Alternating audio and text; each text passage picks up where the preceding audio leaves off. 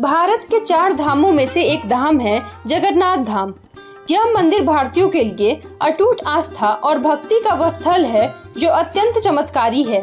पुरी में स्थित जगन्नाथ धाम की महिमा अटूट है, जिसके चमत्कारों में पत्तों का हवा से विपरीत बहना, मंदिर के ऊपर से किसी पंछी का न उड़ना, भगवान के प्रसाद निर्माण में होने वाला अजूबा आदि काफी प्रसिद्ध है।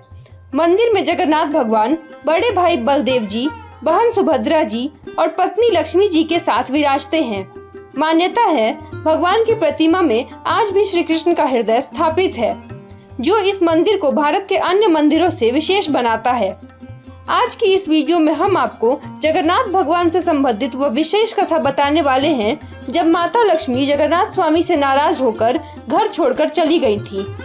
एक बार की बात है, धन, संपदा और वैभव की देवी श्री लक्ष्मी जी अपनी एक भक्त से इतनी प्रसन्न हुई कि उसके बुलावे पर उसके घर चली गई। माता की वह भक्त अत्यंत निर्धन थी, पर फिर भी मां के प्रति उसकी आस्था देख श्री लक्ष्मी जी का हृदय वात्सल्य से भर आया और उन्होंने उस भक्त के घर पर भोजन भी ग्रहण किया। इधर जब निर्धन के घर जाकर भोजन ग्रहण करने की बात बलदेव जी को पता लगी तो उन्हें बहुत क्रोध आया।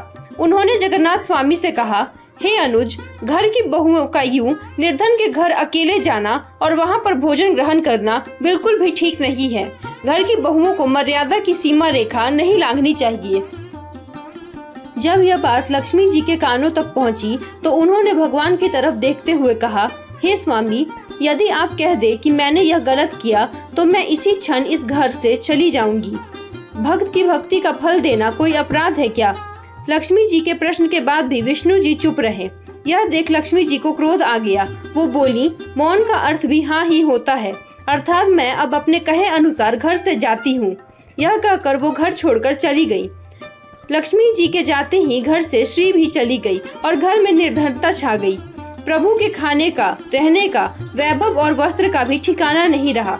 लक्ष्मी जी के जाते ही घर कंगाल हो गया। यह देख बलभद्र जी को अपनी गलती का एहसास हुआ और उन्होंने भगवान से पुनः लक्ष्मी जी को वापस लाने को कहा, जिसके बाद लक्ष्मी जी से क्षमा मांग विष्णु जी ने काफी यत्न कर उन्हें वापस वहां पर लाया।